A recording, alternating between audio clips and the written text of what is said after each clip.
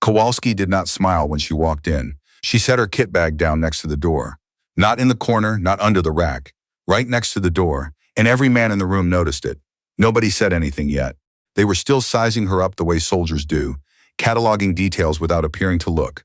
The rank on her collar, the patch on her shoulder, the way her hands hung loose at her sides. Staff Sergeant, 29 years old, though she looked younger, 5'6". Hair pulled back so tight it looked almost severe. What they did not catalog, because it did not register as information worth keeping, was the marksmanship badge on her chest, the one with the wreath around it, the one that meant she had shot a perfect score on a qualification course that roughly 4% of active duty soldiers ever passed. That oversight would matter later. The man who spoke first was Decker. He was a sergeant first class with 16 years in, broad shoulders, the kind of confidence that comes from never having been wrong about anything important. He looked at Kowalski the way a person looks at a piece of furniture that has been placed in the wrong room. "We requested a replacement for Ullman," he said. Not to her, to the room. Ullman was our designated marksman. 3 deployments. Kid could put a round through a door hinge at 400 meters. He finally looked at her directly. "No offense," Kowalski said, "none taken." She sat down on her bag, pulled out a water bottle, drank. That was the whole exchange. But the men in that room had been reading each other for years, and they read it the same way. She had nothing to say for herself, which meant there was nothing to say. The firebase was in Logar Province, southeastern Afghanistan, and it smelled like dust and diesel fuel, and something chemical that nobody had ever fully identified. There were 14 men in the unit: Decker, Ruiz, Holloway, and Becky, a kid named Trent who had turned 22 the week before and hadn't stopped talking about it, and now Kowalski, who made 15 and who made the number odd in more ways than one. The mission brief happened at 0600 the next morning.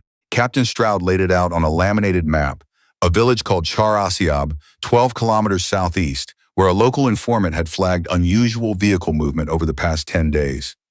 2 trucks, always at night, always the same route in, different route out. The pattern meant something. They were going to find out what. "Standard reconnaissance," Stroud said. "Eyes on, no engagement unless we're engaged first. We go in quiet, we come out quiet." Decker asked about extraction windows. Holloway asked about comms coverage in the valley.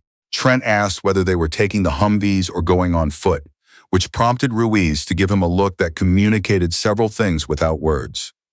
Kowalski sat in the back and said nothing. She had already memorized the map. What she had not said to anyone, not to the captain, not to the personnel officer who processed her transfer, not to the unit chaplain who had tried to make conversation the evening before, was why she had requested this specific assignment. Of all the billets available, of all the units cycling through Bagram, she had put in for this one. Firebase Kilo, Logar Province, this particular stretch of road. She had her reasons. The patrol went out at 1400. 13 personnel, Stroud in the lead, Kowalski fourth, from the back where Decker had put her without asking her opinion. It was a deliberate placement. Fourth from back meant she was surrounded, covered, managed. It meant that if something happened, she would be in the middle of the formation, rather than at a position where her decisions could affect the outcome. Decker told himself it was standard procedure for an unfamiliar element. He knew it wasn't. The terrain going into the valley was a long slope of gray-brown rock interrupted by dry creek beds and occasional clusters of mud brick walls. The temperature dropped as they descended. Kowalski noted the shift in the air, the way the wind changed direction when it hit the valley floor, the way dust moved in the lower elevation versus the ridge. She filed these observations without thinking about them consciously. It was the kind of automatic processing that takes years to develop and that looks, from the outside, like someone doing nothing at all. Trent fell back beside her about 2 kilometers in. "So, where were you before this?" he asked. "Quiet, but not quiet enough." Ruiz shot him a look from 10 meters ahead. "3rd Ranger Battalion," Kowalski said. Trent blinked. "You were with Rangers? Attach. Support role." "Support," he repeated, and she could hear him recalibrating, deciding what category to put that in. "What kind of support?" She looked at him steadily. "The kind that keeps people alive." He didn't ask anything else. She didn't offer anything else. They walked. The village was quiet in the way that villages sometimes are when they are not actually quiet. When the quiet itself is a sound, when the absence of children in the streets and dogs in the alleys means something that a person who has been in enough villages will recognize immediately. Stroud raised a fist. The column stopped. Kowalski had already stopped. She had read it 3 seconds earlier.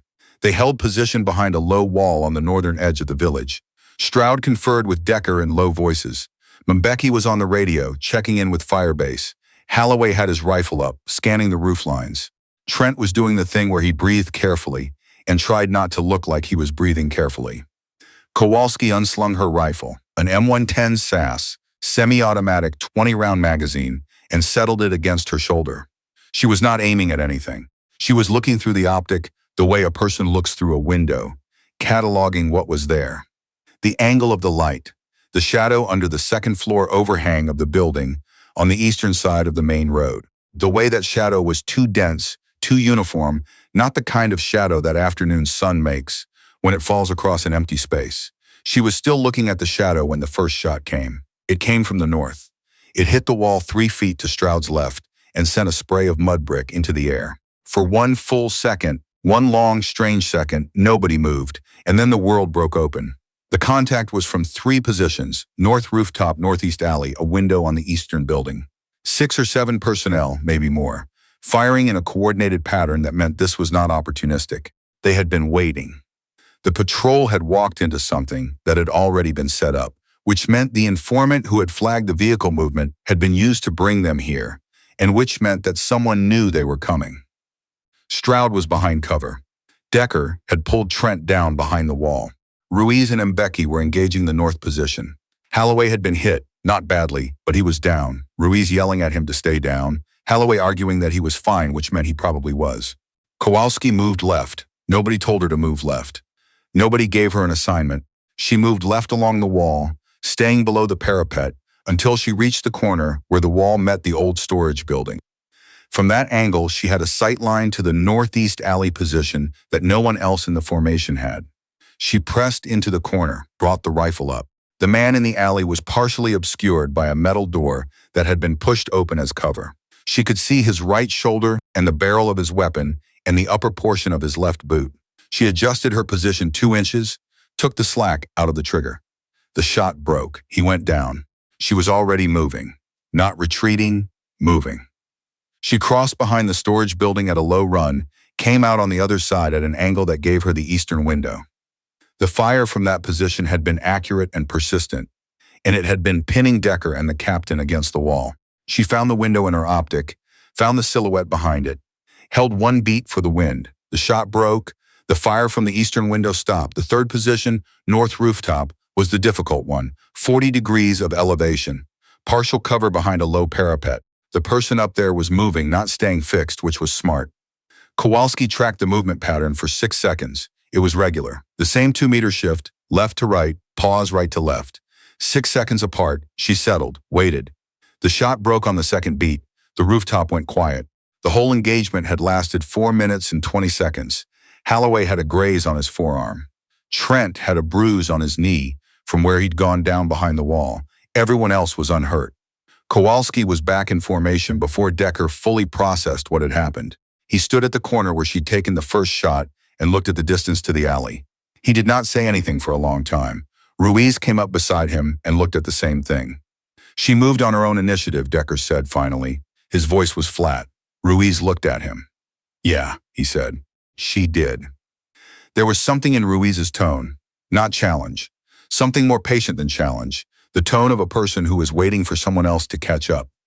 The debrief happened at 2100, back at the fire base. Stroud went through the contact sequence, the positions, the timeline. When he got to the resolution, the neutralization of 3 threat positions in 4 minutes, he stopped and looked at his notes and then looked up at Kowalski. Walk me through your decision to move left from the wall. She walked him through it. She was precise and brief. The sight line, the angle, the calculation about the alley position being the most immediate threat to personnel who were not currently under cover. She had noted the partial obstruction of the metal door and accounted for it. She had adjusted for wind shift in the valley floor. At the eastern window, she had confirmed the silhouette before firing. The rooftop shot had required a 6-second tracking interval to establish the movement pattern. Stroud listened without interrupting. When she finished, the room was quiet. You've done this before, he said, not a question. Yes, sir. How many deployments? This is my third. He looked at her for another moment. Then he said, good work, Sergeant. Decker, across the table, said nothing. But he was looking at his hands in a way that suggested he was doing some recalibration of his own. What Kowalski had not said in the debrief, what she had not said in any of the rooms, in any of the buildings where she had been asked to explain herself, was about the folder. It was a standard manila folder, the kind that military personnel files come in. Hers was at home in a box in her mother's garage outside of Tulsa. She had memorized the contents before she left. She did not need the physical folder. She had not needed it for 2 years. The folder contained, among other things, the incident report from a roadside ambush in Logar Province, 18 months before her first deployment. The patrol had been a 7-person element, light infantry, on a route clearance mission. The ambush had come from 3 positions, north, northeast, and east. 5 of the 7 personnel had been killed. The 2 survivors had been the unit's medic and a corporal who had been at the rear of the column and had been far enough back to take cover. One of the 5 killed was a staff sergeant named Kowalski, her father. The incident report listed the contact sequence and the casualties. It also listed something else, buried in the appendices, the kind of detail that gets included because protocol requires it and then never followed up on. The ambush pattern had been too precise. The timing, the positioning, the foreknowledge of the patrol route. The report flagged it for further investigation. The flag had never been followed up on. She had been 24 years old when she read that report. She had been in the Army for 2 years, a qualified markswoman, an unremarkable record, a person who had joined for reasons she had kept mostly to herself. She read the report, and then she read it again, and then she sat in her car, in the parking lot of the Army Records Office, in Fort Campbell for 45 minutes without moving. Then she drove back to post and requested a transfer to a unit cycling through Logar Province. It had taken her 2 years to get here. The vehicle pattern continued. 3 more nights of observation from a position on the ridge south of Char Asiab, Kowalski and Mbeki rotating 4-hour watches, nobody talking much. The trucks moved on the same cycle, different route out, same route in, which meant the destination was fixed and the variation was defensive. They were protecting the origin point, not the destination. She mapped the routes. On the 4th night, she identified the fixed point, a compound on the western edge of the village, partially collapsed, which the vehicle traffic suggested was not as abandoned as it appeared. She brought the map to Stroud. He looked at it for a long time. Then he called in an intelligence request to battalion. The response came back in 6 hours. The compound had been flagged twice in the past 3 years, once for suspected weapons storage, once for radio traffic that matched a pattern associated with external coordination. The radio traffic flag had a date on it.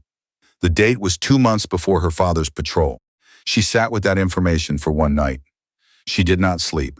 She went through it from every angle. The ways it could mean what she thought it meant, the ways it could mean something else entirely, the ways a person could be wrong when they wanted very badly to be right. She was rigorous about it because she had learned, over 2 years of working toward this moment, that wanting something to be true was the most dangerous thing in any targeting process. By morning, she had run out of angles that led anywhere except the same place. Stroud authorized the compound assessment. It went in as a reconnaissance tasking, 6 personnel, maximum discretion, no engagement authority unless directly threatened. Kowalski was on the element. Decker asked to speak to Stroud privately before they went out. Stroud listened to whatever Decker said. Then he came back out and told Kowalski she was on the element, and that was final. She didn't ask what Decker had said. She already knew. The compound at night was a collection of shadows. They moved through the outer wall through a gap that appeared in her thermal optic as a darker absence in the mud brick. The interior was a courtyard and 3 structures, one largely collapsed, one intact, one somewhere in between. Vehicle tracks in the courtyard. Fresh, within the last 48 hours. The intact structure had a light in one window. They held outside for 11 minutes. Nobody moved inside. The light did not change. After 11 minutes, Stroud signaled 2 personnel to cover the exits and brought the remaining 4 to the door. What they found inside was not weapons. It was equipment, communications equipment, a laptop, a portable antenna array, a battery bank, organized, maintained, in active use. And on the table next to the laptop, a series of printed pages, movement logs, in Pashto and in a second language that took Mbeki a moment to identify, Russian. The intelligence package went up the chain that night. By noon the next day, There were people at the firebase who had not been there the day before. Two men in civilian clothes who identified themselves to Stroud and did not identify themselves to anyone else. They spent 4 hours with the materials from the compound. Then they asked to speak to the soldier who had identified the compound location. Kowalski sat across from them at the table in the ops room. The older one had a direct way of asking questions, not aggressive, just precise. The way a person asks questions when they already have most of the answers and are checking the remaining variables. He asked her how she had identified the compound. She walked him through the route mapping, the fixed point logic, the timeline. He listened without writing anything down. Then he asked her something she had not expected. Had you seen this compound flagged before? Prior research, prior deployment, anything like that? She looked at him for a moment. There was a calculation she had been running in her head for 2 years about how much to say and to whom and at what point. She had always planned to run it longer. She had always planned to know more before she said anything. But she was sitting in a room with someone who already knew things she didn't know yet. And the compound was now in the system. And whatever had been hidden in it was going to move through channels, whether she was part of that movement or not. She said, "My father was killed in this province 18 months before my first deployment. The incident report on his patrol flagged the ambush pattern for investigation. The flag was never followed up on. The radio traffic date on your compound flag is 2 months before his patrol." The man across from her did not change expression. "We know," he said. The room was very still. "We've known for 14 months," he said. "The investigation has been ongoing. There are complications involving the source of the coordination. It's not a straightforward line." "How far up does it go?" she asked. He looked at her for a long moment, the kind of look that is making a decision about how much to say to a person. "Far enough," he said, "that we needed independent corroboration before we could move. What you brought us from that compound is the third piece." She said, "What were the first two?" He said, "You don't need those details." She looked at the table, looked back up. "He was my father." "I know that." The silence sat between them. Outside, somewhere on the firebase, someone was running an engine check on a vehicle. The familiar, mechanical sound of a place that is always running, always preparing for something. The man across from her said, his name was not going to be cleared through rumors and incomplete files. This is what it required. What you found, the log records, the antenna array, that's the piece that makes it move. She did not say anything for a moment. Then she said, "When?" "Weeks," he said. "Maybe less." She gave herself that night. One night where she let herself sit with all of it, with the 2 years of working towards something, without knowing if it would ever resolve, with the specific texture of missing a person who was gone before you were ready, with the way grief will wait for you, as long as necessary, patient as a stone. She sat outside the wire on a folding chair, with her rifle across her knees, and looked at the mountains. The light was going out of the sky in the east, the last orange-gray of sunset fading into the cold dark. The ridgeline was sharp against it.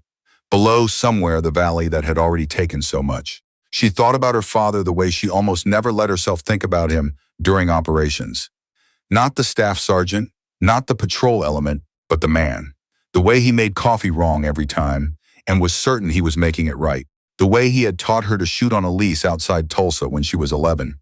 Hand over hand on the rifle, telling her to breathe out slow and let the shot surprise her. The way he had stood at the bottom of the driveway when she shipped out for basic and had not said anything, because there was nothing useful to say, and he had known that. She let herself sit with it until the sky was completely dark. Then she folded the chair and went back inside. The action came 3 weeks later, not in Logar. In a coordination element 2 levels up the chain, which was how these things worked when the line went far enough. She heard about it secondhand, through Stroud, who had been briefed, through official channels, and who told her in the same direct way he told her everything. A senior intelligence officer attached to a coordination cell in Kabul had been detained, pending court-martial. The charges involved provision of patrol routes and timing windows to external networks over a period of approximately 3 years. Stroud looked at her across the table when he said it. 3 years, she said. The early end of the window, he said carefully, is consistent with the flag on your father's incident report. She nodded. He waited. She said, "Thank you, sir." He said, "I want to be clear. The investigation was already underway before you arrived. Your role was to provide the corroborating evidence that allowed it to proceed." "I know that. I want to make sure you know that, because there's a difference between finding something and creating it. You didn't manufacture this outcome. You found what was already there. She looked at him. He was a careful man, Stroud. The kind of careful that came from watching things go wrong when people were not careful and deciding that he was going to be different. There's something else, he said. He slid a document across the table. Official letterhead. A summary, several paragraphs. At the bottom, a paragraph that described the contribution of a junior NCO attached to Firebase Kilo, whose reconnaissance work had provided the final corroborating evidence in a 14-month investigation. Her name, in print, in a document that would be filed, entered into the record, attached to the outcome that had already waited too long to happen. She looked at it for a long time. 6 days later, Decker found her at the range. She was running drills, same as she did every morning, not because she needed to, but because it was the way she had been made, or had made herself, over years of deciding who she was going to be. Decker stood at the line and watched it for a while without saying anything. She finished the magazine, cleared the rifle, set it down. He said, "What you did in the village, the 3 positions, 4 minutes." She waited. "I've been doing this 16 years, he said. "I've seen maybe 4 people who could do what you did in that kind of contact. 3 of them were Rangers." "I was attached to Rangers," she said. "Support role," he said. "Yes." He was quiet for a moment. He was a man who was not comfortable with certain kinds of acknowledgement. She had figured that out about him early. He had been shaped by an environment that read it as weakness. He was working against that imperfectly, in real time, in front of her. "I put you forth from back on the 1st patrol," he said. "You did. That was wrong." She looked at him. He was looking at the target downrange, not at her, which was how he could say it. "It was," she said. He nodded once. Short, definitive, the kind of nod that closes a file. Then he said, "You going to be back out here tomorrow morning?" "Yes. I'll run drills with you," he said. It was not an apology, exactly, but it was something. It was a man deciding, in the way that some men eventually do, that the world he'd been handed was not the only version available, and choosing, at some cost, not no cost, to step into a different one. She picked up her rifle. 0600, she said. He said, "I'll be here." The mountains in Logar Province look different in the morning than they do at any other time. The light catches the upper faces first, picking out the grain of the rock and the blue-white of the permanent snow, and for a few minutes before the sun clears the eastern ridge, the whole range seems to be illuminated from within. It does not last. The sun comes up and the mountains become mountains again.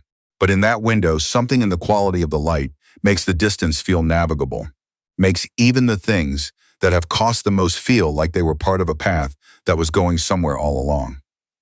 Kowalski stood outside the wire in the last minute of that light and felt it on her face. She had not found her father. She had never believed she would find him. That was not what she had come for. What she had come for was the truth, and the truth was now in a document with her name on it, and the name of the man responsible was in a set of charges that would proceed through channels that moved slowly, but that moved. It was not everything. It was not close to everything. But it was the thing she had been able to do, and she had done it, and the light was on the mountains, and the day was beginning. She turned and walked back through the gate.